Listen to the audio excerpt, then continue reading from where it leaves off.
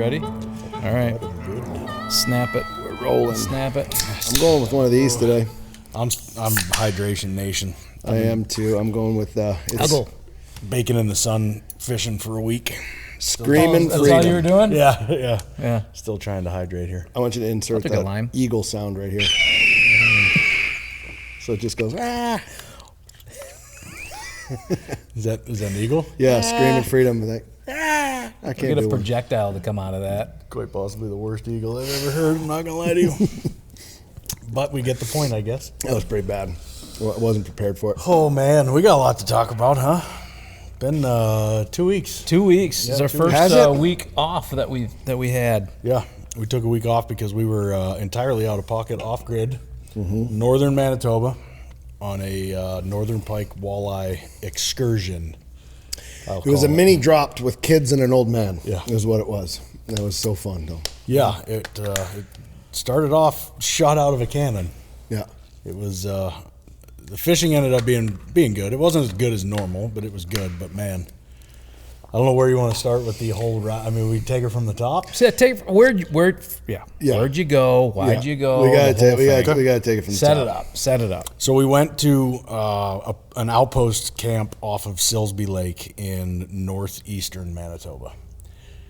Also happens to be the very first place that Chris and I went off grid with our old man, like literally 30 years ago. We figured it was over 30 years ago. Mm-hmm. Yeah, and this place is so special because way back then, it was single hook. The guy that started it was an old guy that started it. His name was Kip. Kip was like, he actually is the closest person to Rock Bovan that I think I've ever met. Yeah. I mean, would that be 100%, accurate? yeah.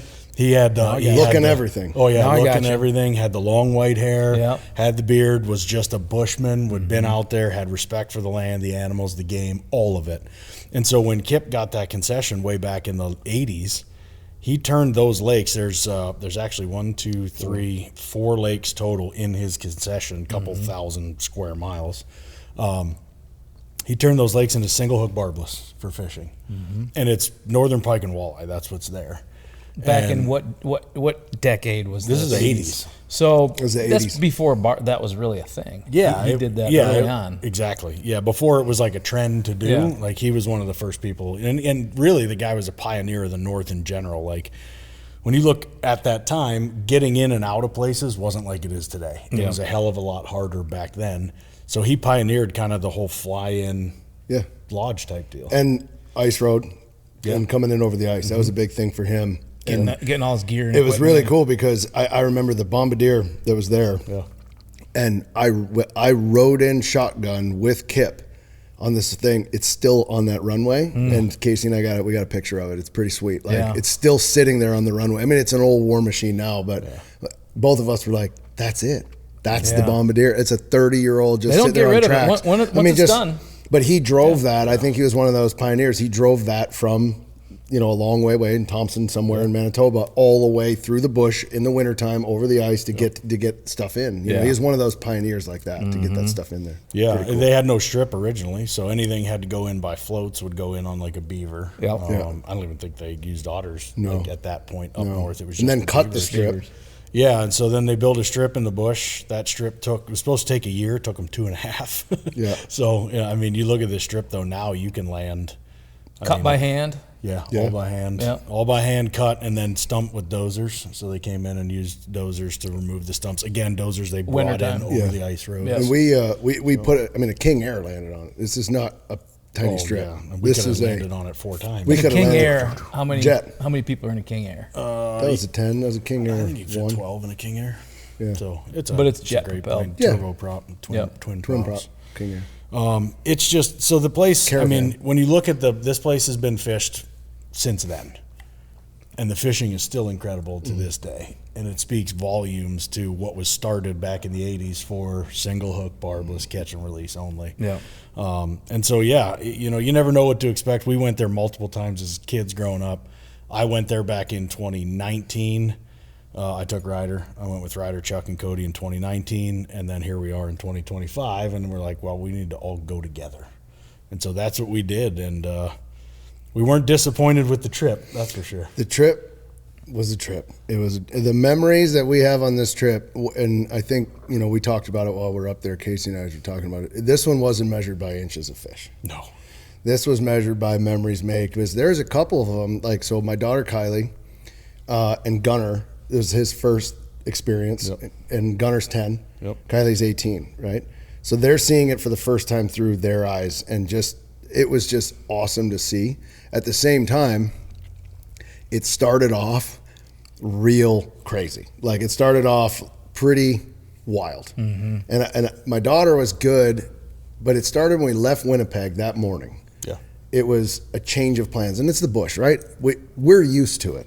Like we've been through this 1,000 times. Like when the pilot walks in and says the runway's too muddy, so we're going to shuttle and then we're going to jump on a beaver, and it's like Casey and I were like, all right, that's fine. Like we know but the other, the kids are like, what are we doing? How's this working? I've never been on that plane. What do you mean we're doing? So there's a lot of these questions. So it was amazing. But that's how it started.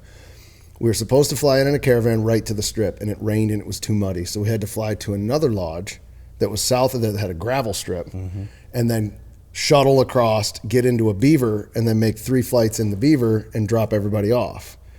And everything was pretty seamless on that front. Yeah. The beaver was good. First flight for a couple of them, like in that kind of plane, sitting shotgun, just really still like float, taking off the water. Experiencing that. That was really cool to see.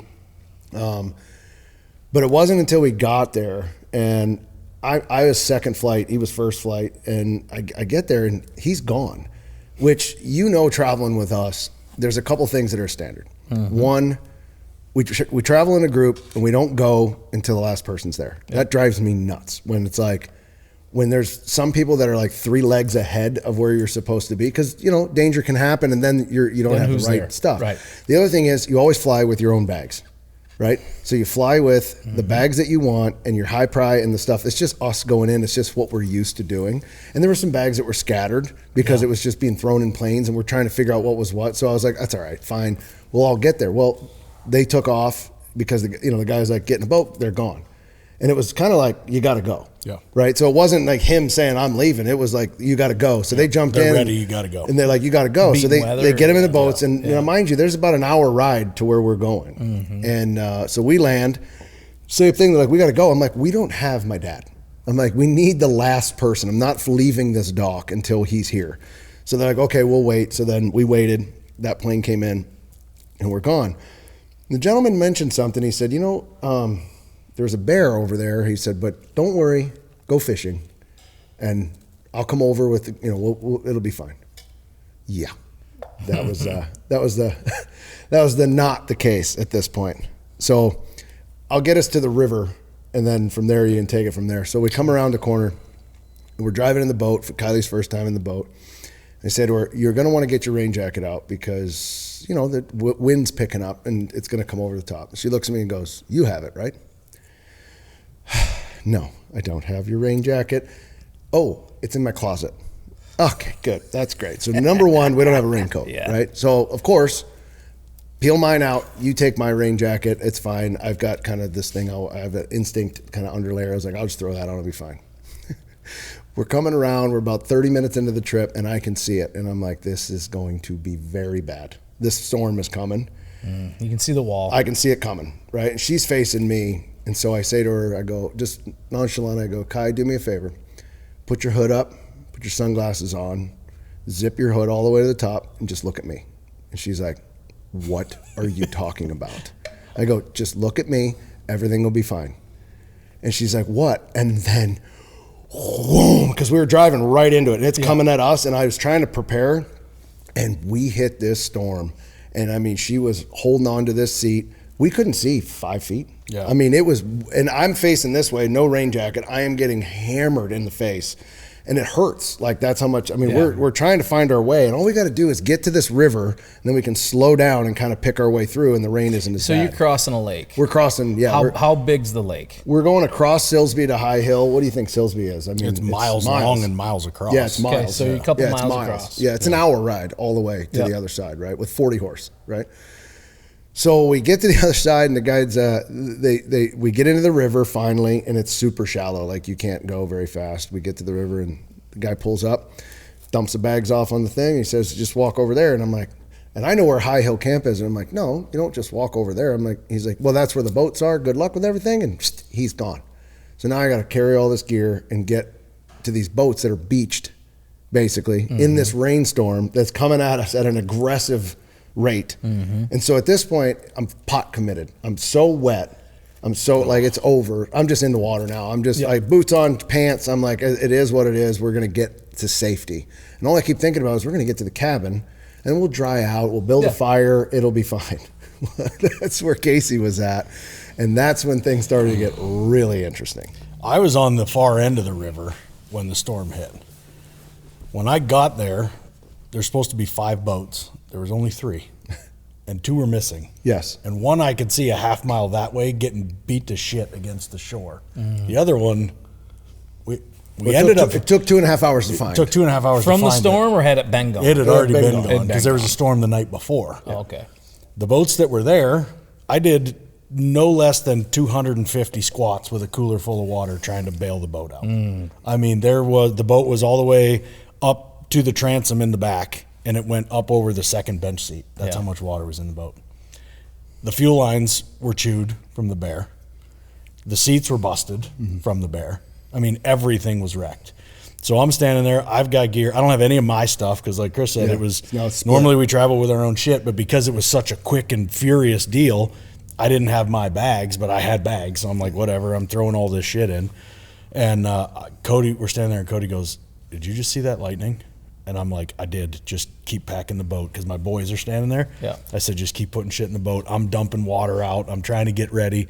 I finally get the boat ready. I get it spun around. The wind has picked up so bad that I'm now trying to push this boat out, and I'm fighting a 40, 50 mile an hour wind. We're talking 6-foot rollers. Trying to get this boat 6 in the water. foot on this lake. I get it off the beach. I spin the boat around, but I'm in shallow water for about 300 yards. You have to have the motor trimmed way up.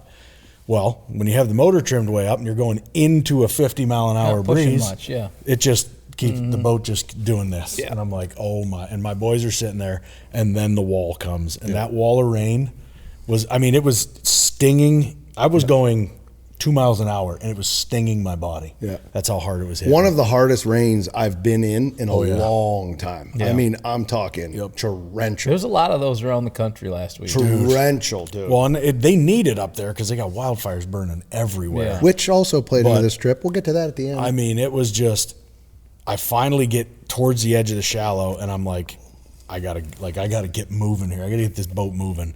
So I trim down, I drop the motor in, and I just start cranking it. And I mean, I'm hitting, and these waves are coming up and over. And my boys are sitting there, and I looked at Cody, and Cody grabbed both of my boys and like tucked them down like this in his lap. We had no rain gear, we had nothing. Yep. And I'm just head first eating these waves. It blew my hat off. I put my sunglasses down because I couldn't see without my sunglasses because you can't look into the rain. That's but it was hurting your eyes because I did that same thing. And then it would pierce your eyes because you didn't have the protection. I mean, it's been a long time since I've been in a storm like that. And I got 2 boys, no rain gear, and I'm not at the cabin yet. And lightning is starting to bounce. And I'm like, holy hell. We're on the old family fishing trip. Oh, yeah, here we go. Here we go, boys. So I'm ripping across. I get into the little cove. I get into the bay, and I go and I look, and the dock, there's the cabins. The dock is completely demolished from the ice. Yep. The ice out this year shifted and wrecked the dock entirely. There is no dock.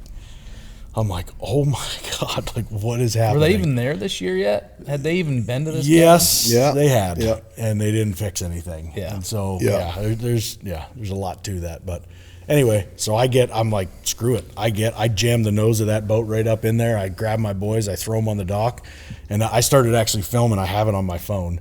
You look at the picture of me and Gunnar going through the river. It's like 11:40 a.m.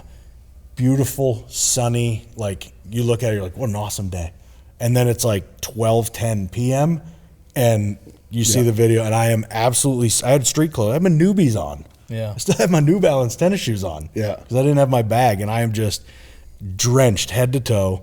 My boys are sitting there. They're drenched head to toe looking at me like, what in the hell is happening right now?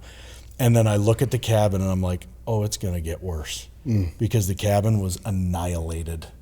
The bear, he didn't play around. No. He busted the windows He out. lived in it. Busted the door. It was a den. I mean, it was, you walked inside. It was his. Oh yeah. It was his. It's his He was in cabin. there. Yeah. He was there for an extended period of time. Wood stove blown out, raining right through the middle, stack stacks coming right down through, and there's not a stitch of food left in there. Yeah. Flour, stuff I mean, it was the most destroyed cabin I've ever seen. It was unlivable when we walked in there the first time. There's like, you can't stay here. This is, I mean, you're better off just sleeping on the ground outside. This is untenable, like what this was. Yeah. It was rough, man. And the boys are like, all the windows smashed out. You know, the plan of like, we'll just get there, let's grab our gear, let's get ready and go fish would have been awesome had the weather stayed 75 degrees and been nice and sunny. And the boats were there. Yeah, and the boats existed. But I mean, it was just like one thing after another, just stacked up right there and then, and it was like, holy hell. Now, I'm at the cabin with Cody and the boys, limited gear, boats are missing. I'm like, I got to find a way to get a boat back over there because two of the guys had jumped in to go look for boats. And so I'm like, I got to figure this all out because I had no idea where these guys were. Yeah. And I'm thinking in my head, I'm like, all right, timing on the flight, timing on the boat ride. They are somewhere in the middle of Silsbee when this storm hit. Like, that's not a good place to be. Mm-hmm. So, and the thing is once you get to the end of the river, the boats that he took, to your point, he needs to get them, someone need to bring them back. Because otherwise I wouldn't be able to get over there anyway, right? So it's like this whole shuttle cluster. I mean, it's a cluster, right? So now I'm coming up and I see him standing on the dock, and this is years of experience with Casey and I. There was not a word spoke. It was a look from both of us. And I just went, seriously? And he just looks at me and I was like, okay, well, we'll figure this out. And he's like, yep. There.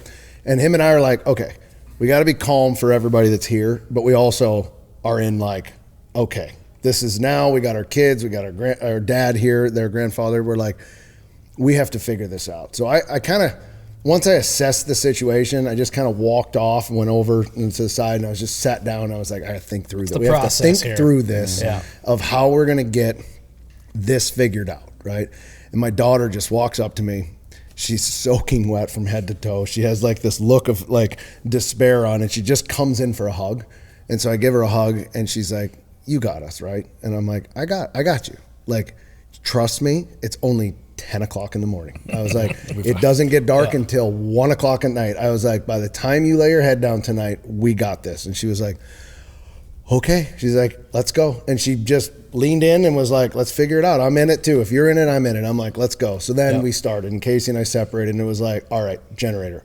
Let's go figure out the generator. We got the generator working. Then it was the power wasn't working. So we ended up figuring that out. Got the power working, got the water running, got the radio fired up, started to do, and it was just like one step at a time, right? And it was like, you want to talk about the wild teachings right out of the gate? These kids were thrown right into it. Like, we were going to hopefully ease them into like a shore lunch. Instead, we're like, boom, here you go, kids. Here's a cabin. And survival by the way, look around. If you see the bear, someone yell, because we don't have a weapon. So just let us know so we can take care of this bear. And at that point, I'd have wrestled the son of a bitch. The adrenaline was up through the roof, of just between anger and just like everything was like, but at the same time, I would say neither one of us blew a gasket. It was that wild calm of just like, we got this, we'll figure it out. Yeah. So it was bad enough where like, listen, if it was me or like just me and you or the three of us, it sucks, but it is what it is.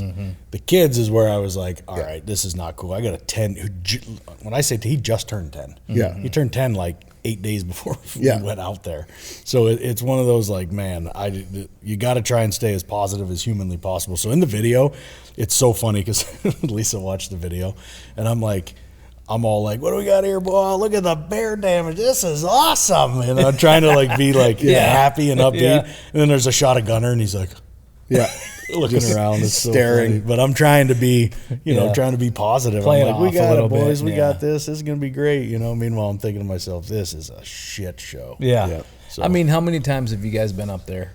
A lot. 10? Oh, yeah. In your lives? Yeah. Yeah. And that's never happened up there, right? No. This is just a random deal. Kylie and I refer to it as Snicketsville, which was a series of misfortunate events. That Lemony Snickets thing. I was like, we were living in old Snicketsville because everything was a misfortunate event. It wasn't it wasn't anybody's one fault. I mean, yes, should it have been cleaned and should it have been already checked on? Absolutely. But it wasn't the fault of anybody. The bear destroyed everything, and that's just what I mean, there's nothing. That's what happens up there. Bear and weather. He could have cleaned that the day before and everything. That bear could have been there that night and done the same thing. So it's not like we were holding it against anything.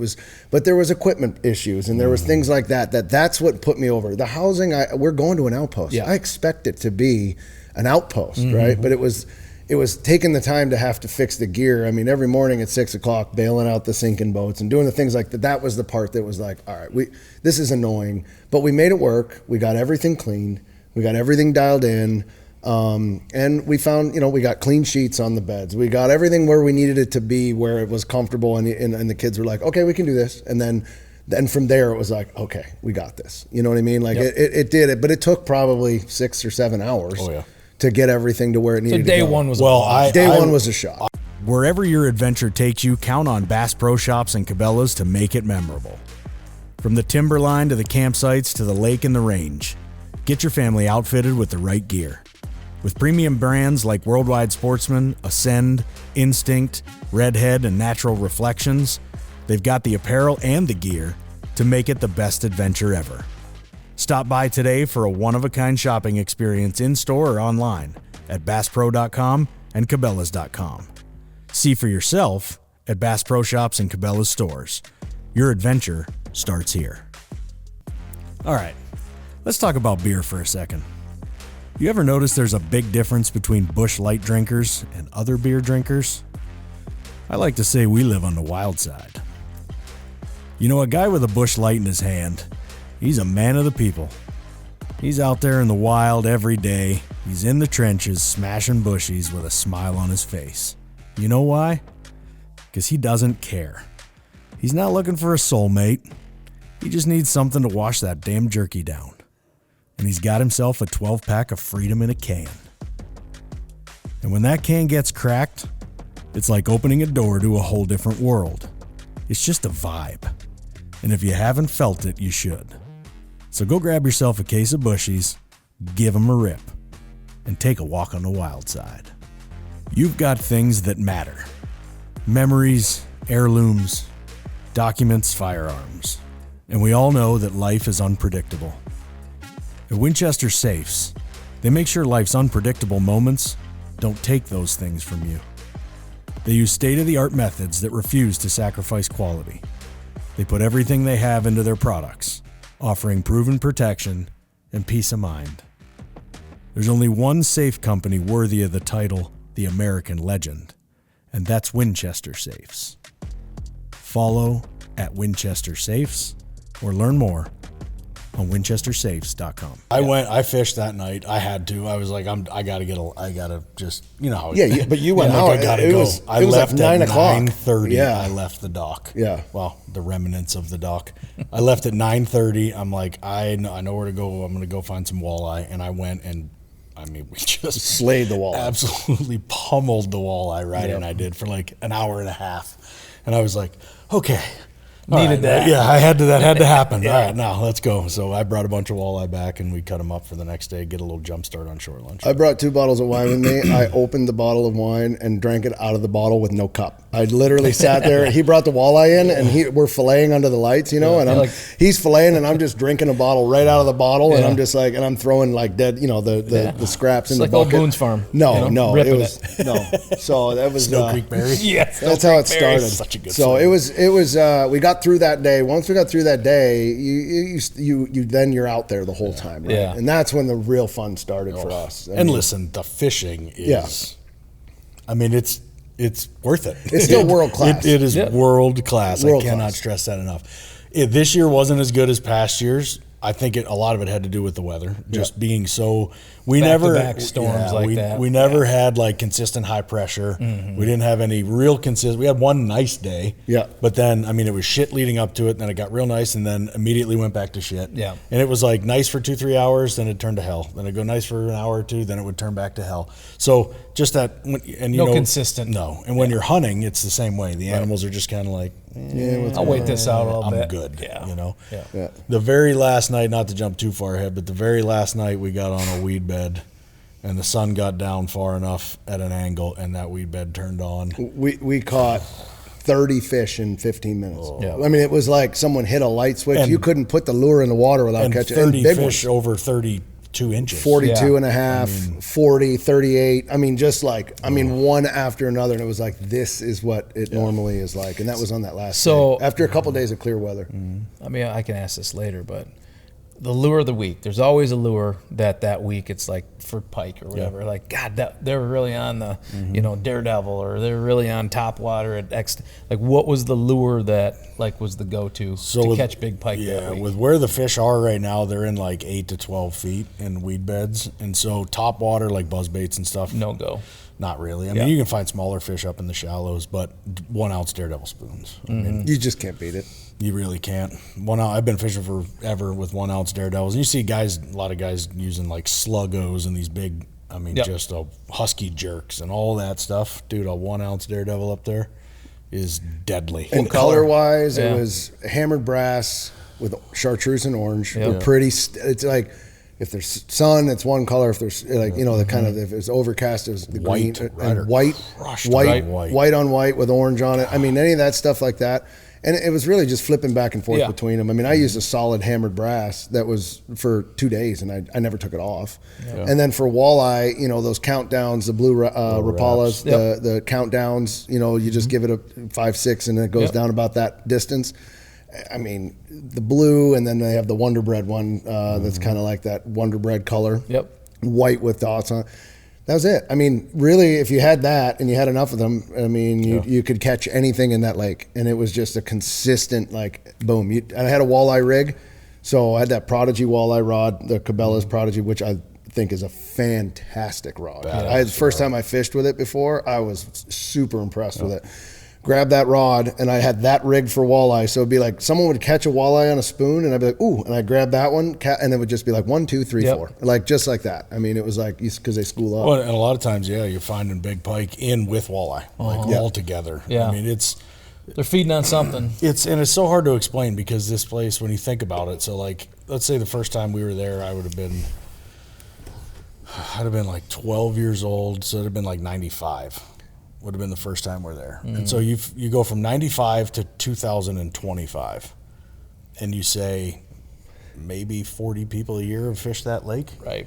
Yeah. And so, in 30 years, 40 people a year fish that water for 5 days at a time. So, I mean, the pressure's virtually non-existent. Oh, I'd love to go ice fish that.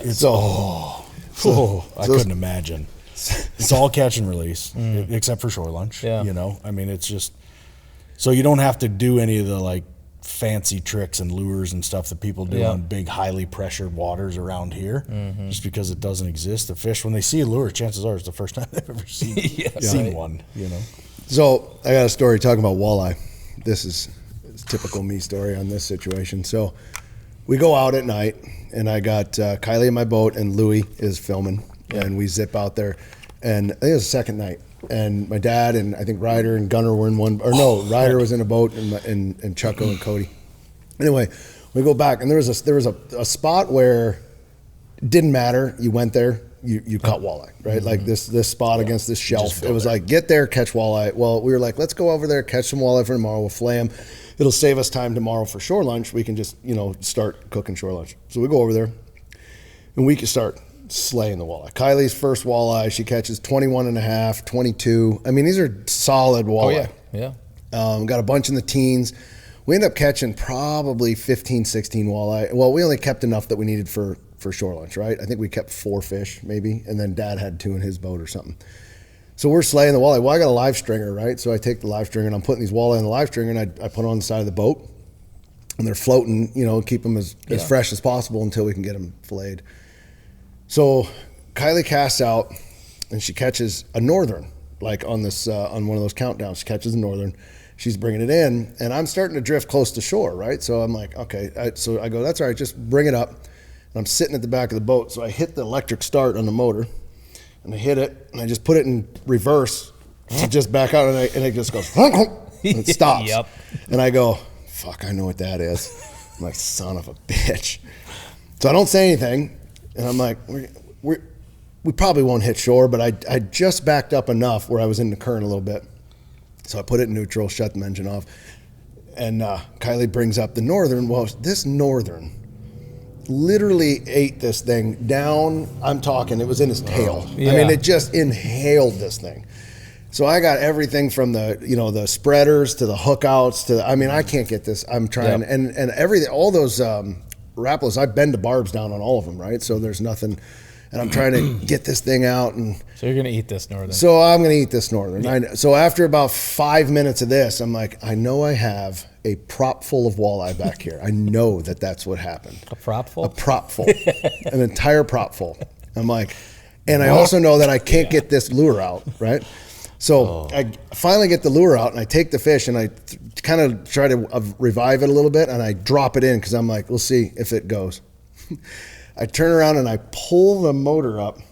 And when I pull the motor up, this is the image that I have of the. Oh, God. This is the walleye, and we'll show it. Prop full of walleye. This is a prop full of walleye, and they're spread out. Their tails are spread out like an actual prop. I said that's gonna be my next mount. Yeah, Like if I ever mount walleye, just that's walleye. Put it on the outboard motor. around a There's prop. 6 20+ inch walleye wrapped in a prop, right?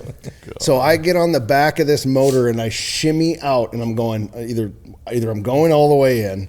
And I'm like, I got to figure this out. And I look at this, and you know when you I'm looking at it, and I go, you get one opportunity before it turns into something real bad. Mess. Yeah. Oh, yeah. One opportunity. So I'm studying it hard to figure out which side am I going to pull to see. Anyway, I make a call, and I grab onto this thing, and I kind of shimmy it a little bit, and I pull it, and when I pull it, it goes loose, and I'm like, oh my, and I ended up being able to unwrap it and then keep the walleye without having to like lose the walleye off the end of the stringer. Yeah. So I'm like, I got the walleye. I'm so excited. I take the walleye, come back, I tie them up shorter this time, much shorter. They're off the side. So now I turn my attention to this pike that is now floating in the lake. So I turn it around, I start the engine, I go, hey Louie, grab that pike, we'll just fillet it, we'll eat it. He's like, got it. So I pull up like this. Louis reaches in, misses it. He misses it the second time, and I go, where is it? He goes, went under the boat. And I turn around and I go, never mind. Smoked it, sushi. I mean, just like literally it went right through the prop. And I was like, and we're done with that pike. I was like, anybody see it? And there's just like, it's just gone. Yeah. It's just completely shredded. And I'm like, so I had the walleye wrapped around the prop, and I completely sushi'd a northern pike in a matter of like 8 minutes. I just sat down and Kylie they're cracking up looking at me, and I'm just like, yeah, this is typical shit. Hard on fish, hard on shit. Hard on shit. Everything. Hard on shit. Hard on shit. Unfortunate events. Yeah. Just kept stacking up. Yeah. We had some really good ones though. I mean, that first shore lunch was pretty cool. Yeah. I mean, you think about it from a kid's perspective. So in one day you catch your first like 40-inch northern. Yeah. Then you catch your first walleye. Then you go to the shore and you're eating your first shore lunch in the middle of nowhere. And then as we're sitting there, I'll never forget it, we're sitting there eating, and I just hear Kylie go, oh, hey, there's a moose. And we all look up, and there's a cow moose just walks out, comes across off the island, walks right through the rocks, wading through the water, walks across to the other island. Everybody's like, what's happening? Bald eagles are flying around. Loons are calling in the bay. Yeah. I mean, it's just, and then you're like, we're here. At that moment, I think all of us were like, okay. At least they cooperated. Yes, we're good. This is what we're here for. Yeah. You know, this is what it's all about. And that shore lunch, man, my God, there's nothing like it. So for people who haven't had a shore lunch, that don't know what a shore lunch is, go through the process of a good shore lunch. What makes a good shore lunch? Casey and I we have a system. Yeah. And I will say this. That first shore lunch, I looked at him and I said, how many questions have you fielded in the last 15 minutes? I promise you that him and I, the questions coming up, can I cut the potatoes like this? Can I use this as a thing? Yeah. Can you guys put that? I mean, we had 100 questions, and him and I were just kind of looking at each other, and we were cutting, filleting, building fire. I was like, I'll do this, you do that, and we got it dialed. But I mean, the questions, we were dying because of the amount of questions. Oh yeah. So what do you need material wise? There's an old shore lunch spot tucked way back in this bay. It's been there for 30 years. Yep. Yeah. And the nice part about being tucked in the bay is you're out of the weather no matter what. So if it's windy, it's always going to be flat back in there because it's just this long little skinny like keyhole.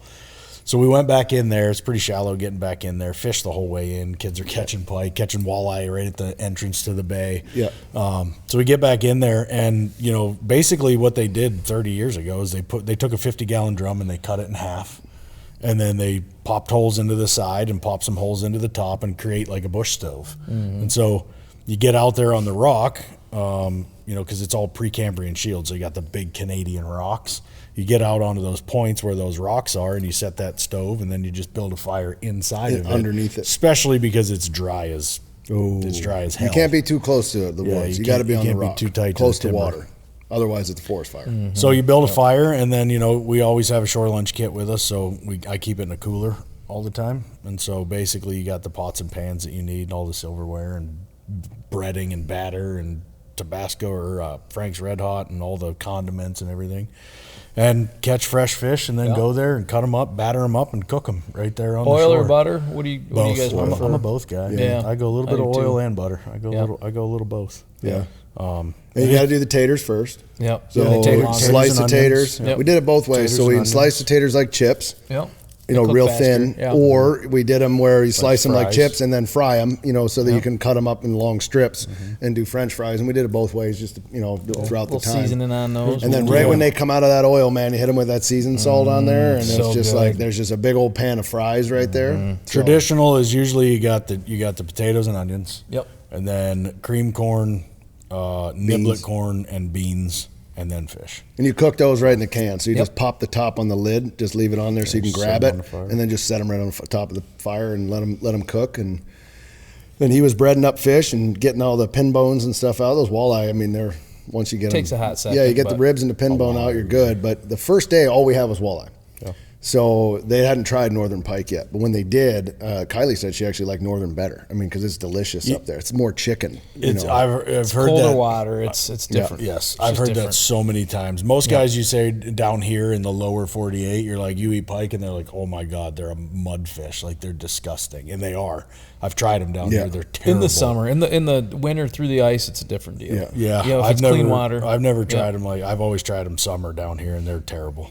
You But can up taste there, the mud, yeah. Yeah, up there, they're the cleanest thing, and it's incredible. Yeah, they're delicious. It's hard to explain. Yeah. Guys used to do it all the time when they'd come up there. We'd go bear hunting and stuff. We'd be like, we're going to cook pike. And guys, well, I'm not eating pike. I came here to eat walleye. You're like, yeah, just give it a second here, buddy. Just wait. And then they eat that first one. This is great walleye. You're like, it's not walleye. That's pike. And they're like, what? Yeah. So it's Good. cool. It's nice, thick, steaks you can cut. I mean, there's all sorts of ways you can do it. Yep. But so good. long Get as the you Y get the bones Y out. bones, yeah. You're good to go. Yep, get the Y bones. I think the kids got a newfound sense of respect for that too, right? Because they caught it and they ate it. They provided. And, right there. it was like I told Kylie, I said, "There's not an American restaurant in the world you can go have fish with a side of bear danger. You're constantly looking around." But at the same time, that's part of it, right? Yeah, is like a moose walks out and all the things that we talked about. I mean, it's just, I think, and then to see them all sitting on a rock. So you had my dad sitting on a rock, all the grandkids sitting around him, and they're all laughing hysterically because he's probably ripping on somebody at this point and one-lining somebody to death at this point. And so they're laughing hysterically, and him and I are, sweating beyond belief trying to get all this stuff done. And then when you're done, just be able to sit back and sit there and have a cold beer and be like, that was amazing. Yep. You're full. But it's a process. I mean, it's a 2-hour lunch. It's not just like, you don't just zip in, zip out. That's That's the point of it. great. That's you the take point. that, you take that time and you take a break and Cast you just off the rocks. Oh, I my mean, God, it's just. Ryder's going to cast off of anything. If there's water in front of him, he's going to cast. It doesn't matter where he's standing. That boy is going to cast. His spoons Constantly. are still wet right now. Like, constantly. he is a animal. Yeah. When it comes to fishing. Oh, it made up. was cool. And I know where he gets it. Yeah. So I can't fault him for it. It was cool. It was cool to see the progression too. So you got these ones that haven't done it, Kylie especially on that front. Her first cast is 4 feet trying to figure out what to do to then standing up. 4 days later, she's standing up in the front, just ripping cast and understands what it means to stop it and jig right at the front. Oh, there's one, flip the bail going. It just became a natural thing. Yeah. And I think she was even like, Pretty impressed. yeah, with she was herself. pretty I got this now. And then it became like a casting competition and she was super into it. And so, I mean, just to see that, it was 4 days. Yep. 4 days of just learning this stuff for the first time, and now she can fish northern wherever she wants. Yep. You know, and we're back, and she's like, "Where can we go fishing?" Yesterday, I text Casey. I go, "Hey, let's hit the smallmouth on the Pine because now she's addicted." Yep. Like, Yep. and that alone was worth it. I mean, For sure. for that, she never knew she could do that. Yeah. You know. Yeah, despite all the bear and the danger and the weather and the bullshit that went on, it's like they get that bug and then it never goes away. Yep. Yeah. From that perspective, it was sweet. I mean, fishing was great. And in typical fashion, though, leaving was not smooth. No. So- Well, before that, we have one more good one. One more event. One more good one. So we end up 3 days here, and then we end up making the move because the bear came back, and he was back, and he was Wild Chuck. Chuck was sleeping. Casey and I pulled 20 in. feet from him. Casey with no and door. I decide that we're going to make a run with Ryder, Gunner, and Kai. We're going to run to the far end. We hadn't been to and it's a run. It's a 30-minute run, 25-minute run, 30-minute run straight to the far end. And we left at 9 o'clock to go do that because it doesn't get dark until, so we got about 2.5 hours before we have to start making our way back. We're like, we can do it. So we make a run down there. Kylie ends up catching her first 40.5 inch, and it's a giant. And I'll tell you what, she had the whitetail shakes. Oh. Casey and I were like, look at that. When she ended up getting it in, it comes up to the net. It comes up to the cradle that I have. I put it in the cradle. It was like the cradle was covered in a non-nutritional cereal varnish. The fucking thing shot out right out of the cradle. It shoots out of the cradle, and I'm like, it's not going to be because of me. And I've got my wools on, and I literally both hands up to my elbows, and I grab a hold of the neck on this fish and pull it into water, and he's dying because he's in the other boat right there looking at me. And I get it up there, I'm sweating, and I'm like, and it falls in the boat. It's a 40.5 inch northern. Yeah. She turns around, I go, okay, get this thing, and I stand up. I look at her, and literally her legs start going pop, pop, pop, pop, pop, pop, pop. Yeah. And she's like, what is happening? And I was like, it's adrenaline, and it's like, it's there. And she's like, this is unbelievable. And she's just shaking, the whole time. Northern's such a great fish to, go after. I mean, you can fish northerns around here. I mean, there's big northerns. You can catch 40s. Yeah. But there's a lot of people that have never caught a 40 inch. Will never catch a 40 inch pike. Oh yeah. I mean, that's an ancient animal. Yep. That's a 12-year-old. Up there because of the water. That's slower grow. That's a 20-year-old fish. Yeah, that's a slower grower. It's a 20-year-old fish. When we pulled into this bay, there was a beaver dam off to the right side, and I saw it, and we kind of fished. We got into walleye in like 3 foot of water. So we were catching walleye right there. In there, yeah. I said to Kylie, I've caught a lot of big northerns in front of a beaver dam. So I'm looking at where to fish, and this is where Kylie starts going in a different direction. God, yeah. She started, her thoughts, we asked her afterwards, what were you thinking? She goes, honestly, I was thinking about what I know about beavers, what the scientific name was, and also the fact that they let their buddies in the wintertime into their dens. And then wham, that fish hit. So she was thinking about beavers in a completely different thing, and the fish hit. And when I heard that tail, there's this distinct tail swoosh, and I was like, it's that deep, and I was like, Kai, you got a big one on. And then it ran her, but I mean, her mind was so far. It wasn't on like this fish is going to hit any minute. No, it wasn't like structurally this is where it's no. It was like, they're cool. They let their buddies in. Yeah, she's cold. She kept going. They let their buddies in the dens. I like beavers, and the thing took off on her. For some of us, the hunt never stops. Grizzly understands that more than most. Rugged, reliable, and built to never back down.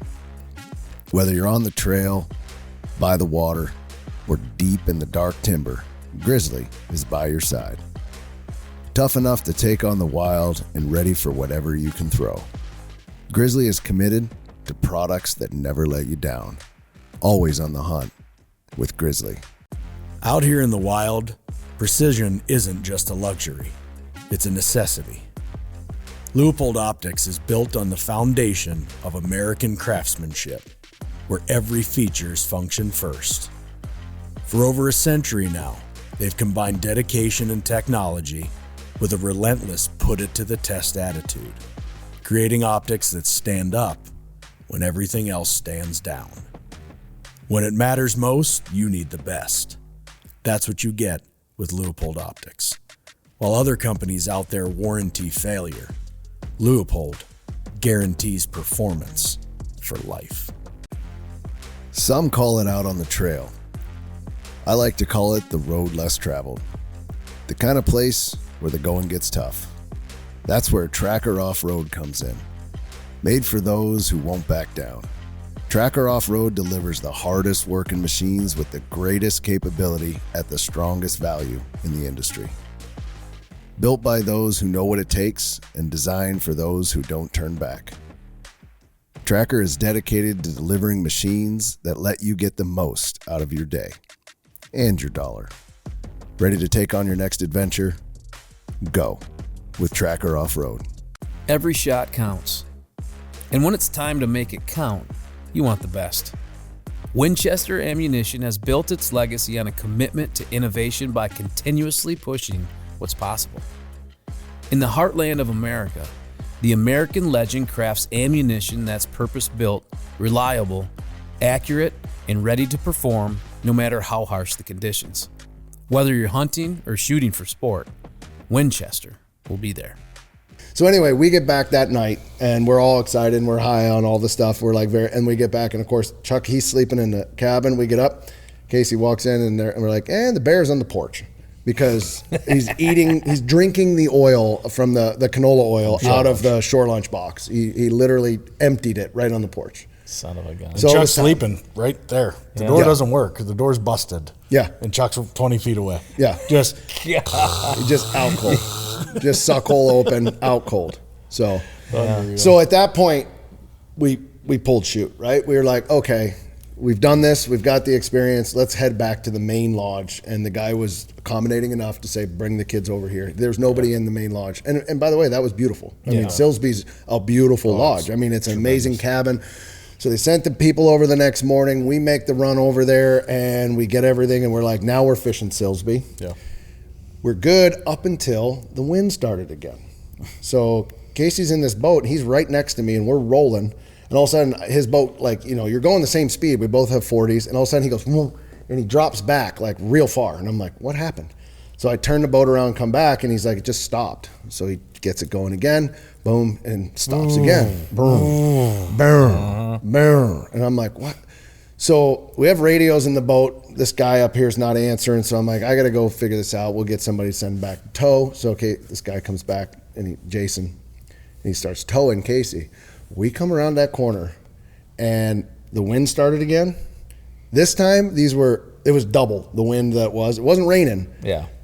But the wind, I've been up there a long time. I have never had the shakes, the stress adrenaline shakes. Cause I had Ryder and Kylie in my boat. Yeah, I ditched the kids when the boat broke down. I ditched the kids. Yeah, I'm like, take these kids, put them in your boat. The fuel line. I'll be fine. The fuel line got cut. Tell Lisa I love her. Yeah, the fuel line got cut in his boat because of the way the seat was. It cut the fuel line, so he doesn't have fuel. I'm dead in the water. Yeah. I got nothing. I'm like, oh my god. And I'm telling you what, man, I thought we were gonna flip. Yeah. I tied the kids with the rope to the boat. I tied them to the side of the boat, but just in case I looked up and because the waves were coming in so hard that I was like, I can't let you guys look up and then one of you's gone.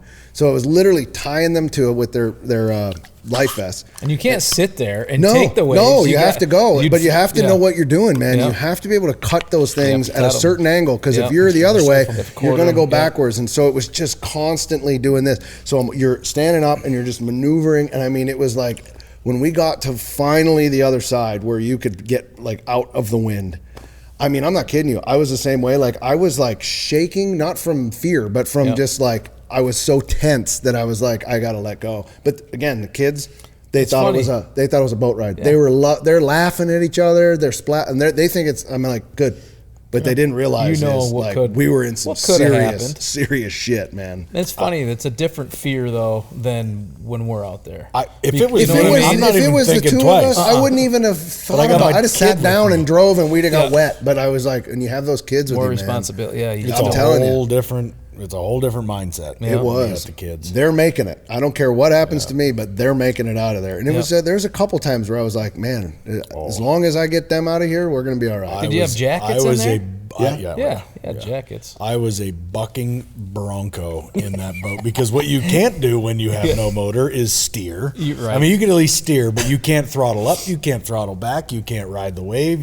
You're just in it. And so you look like John Sparrow. You were on, or what is Jack Sparrow? You were on that boat. He had to look over, and he's just Lieutenant bouncing. Dan on the bow. I lit a Black and Mild. I had a little Black and Mild with me.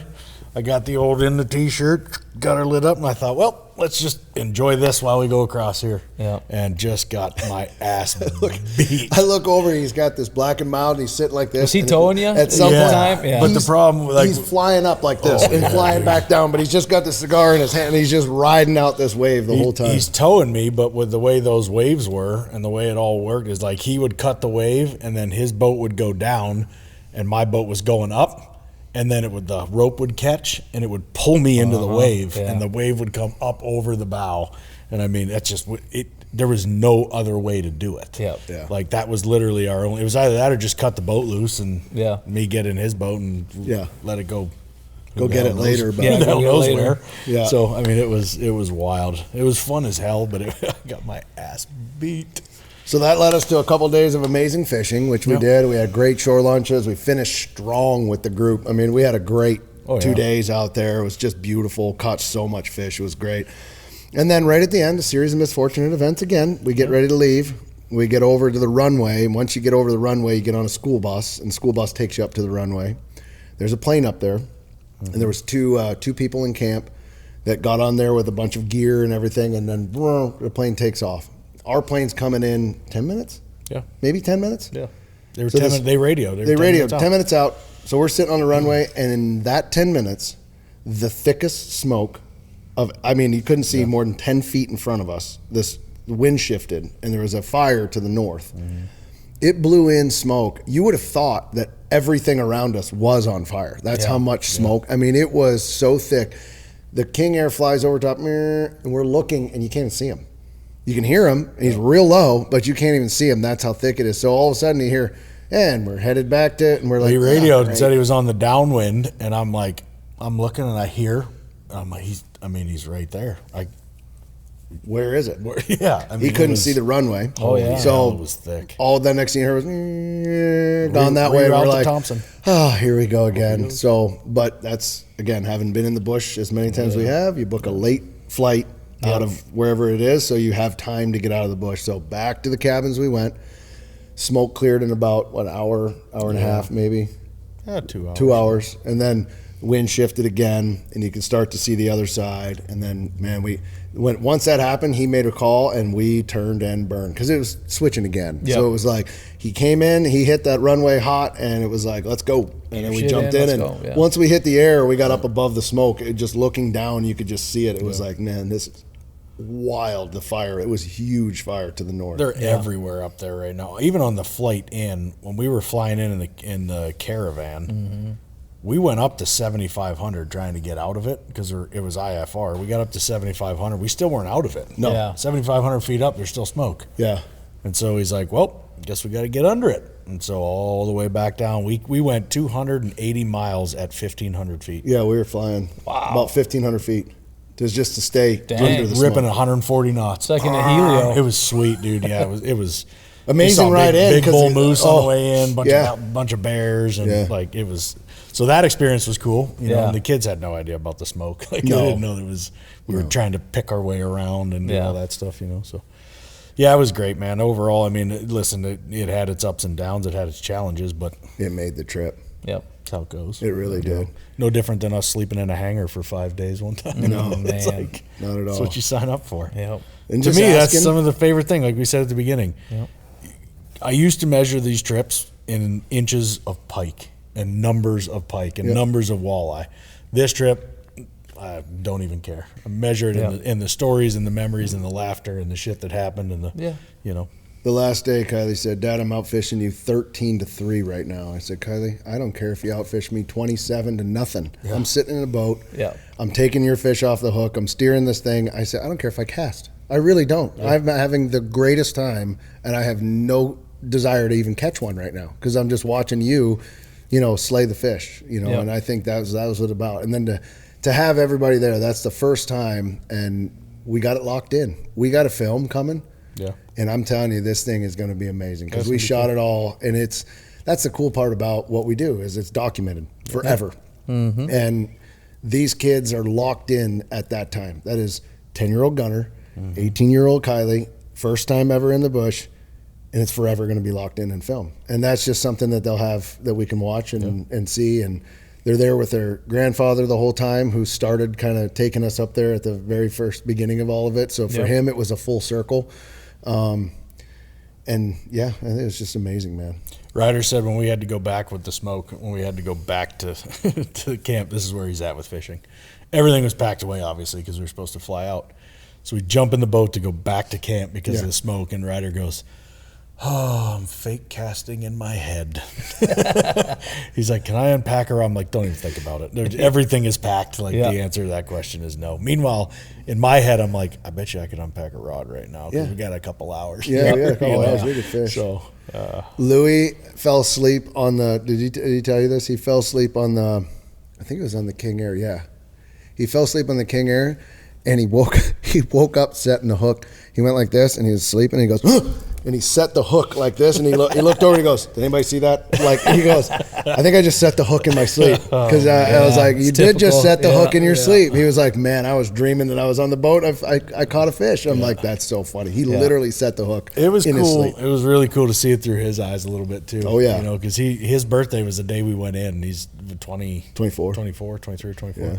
And he'd never been up there and never experienced anything like that. And he kept going like, "What?" Like, this place is real? Like, places like this still exist in the world? And I'm like, "Yeah, dude, we're sitting in the middle of it right now. Yeah. Like, this is where it's at." So that was cool. Really All cool. around, man. Awesome, man. Amazing trip. Amazing trip. Anybody looking to go do a northern, or a fishing trip, Ontario's one thing. Gotta go north. You gotta get go away from the people. It's affordable. I mean, these lodges like that. I mean, this is a 2,500. This isn't like this isn't an 8,000-10,000. This is an affordable trip for someone to go in and have a good time and just experience it. And if you never have, I highly suggest that you do it. Yeah, because it's a game changer. Yeah. Once you do it, you're going to want to do it every year. That's how amazing it is. There's some other things we're looking at too, in terms of maybe putting like a week together to go up and get a bunch of people and just go do the trip and fish and screw around and have fun, and then maybe even some other opportunities in the long term that we're trying to figure out right now. Oh yeah, that's coming. Of course, Casey and I are going to not go there and not come up with some business opportunity and fun things that we could do. And how we were going to, we were sitting around the campfire going, "You know what we ought to do?" And then it was like, yeah, actually. And so I think we got some cool shit coming down the pipe. It's not even really about the business. It's about trying to get just the place. More people. Get more people out there. That's what I meant. Always to be able to experience exactly what this place is. Yeah. Because once you experience it, it's like Alaska. It'll change you. Yeah. Yep. It absolutely will change you. Yep. So yeah. We'll see. We're working on some things. Use it for the resource that it is, and it does. It changes lives. And we saw it. We saw it firsthand. I saw it happen this week with the kids. So, pretty amazing trip, man, all the way around. So it was fun. We're back. We made it 2:30 in the morning. Regroup. Yeah. Exhausted though. Ooh. Yeah, it's a lot. Yeah, you don't realize it because we're going and it stays bright till 12:30 in the morning. I got up every morning at 5:30, went in the lake, cold plunge, like just went out because it was and just sat in the sand and just sat there. It was just gorgeous, man. Like every morning. But him and I are trying to prep boats and get stuff ready before anybody gets up. Like you got to have all that stuff ready. Gear and fishing gear, and so producing, and then you're just go, and then you pass out at 12:30, 1 o'clock at night after we fillet all the fish and do all the stuff, and then it's like it's a lot. 5 hours later, you're right back up, and the kids they're not waiting for you. Like you can't say, "No, I'm gonna sleep in." Like you just go. You gotta be ready. So it was a lot, but man, well worth it. Memories are made. Always is. Yeah.